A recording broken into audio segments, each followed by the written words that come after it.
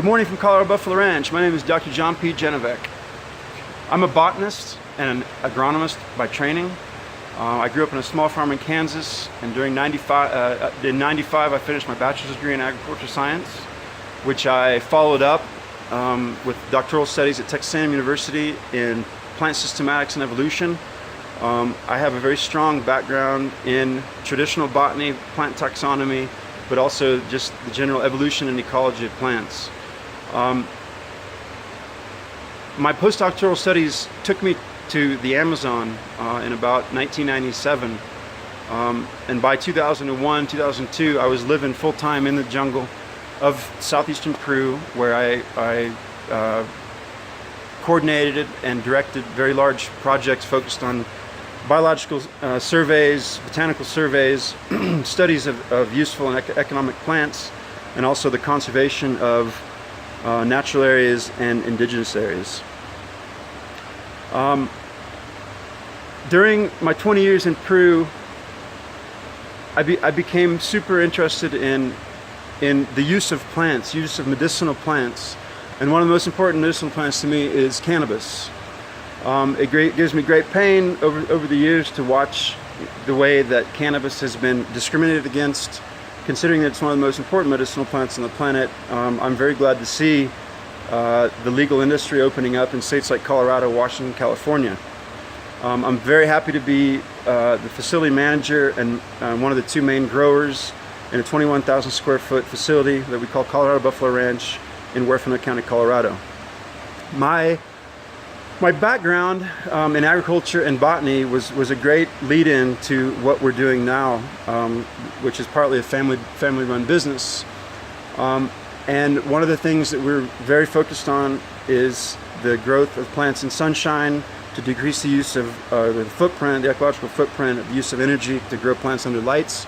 And also we're doing our best to grow plants in living soils.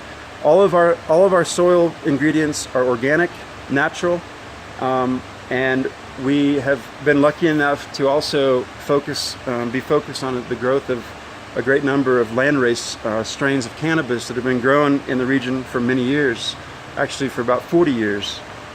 One of the things that I'm very interested in seeing in this industry is more of an open source approach to cannabis genetics.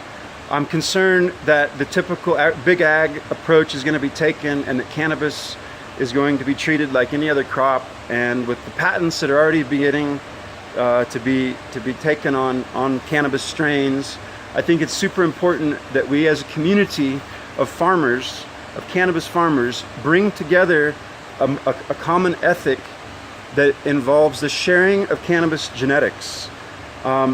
With cannabis being underground for so many years, one of the things that we've seen is that even though that it's legal in a state like Colorado, one of the things that I feel is that people are still hiding their genetics, hiding their strains. And one of the things that I believe is going to happen is if our community cannot bring it together as small farmers, we're going to start seeing more of the corporate sort of takeover, for lack of better words, the corporate takeover of cannabis genetics.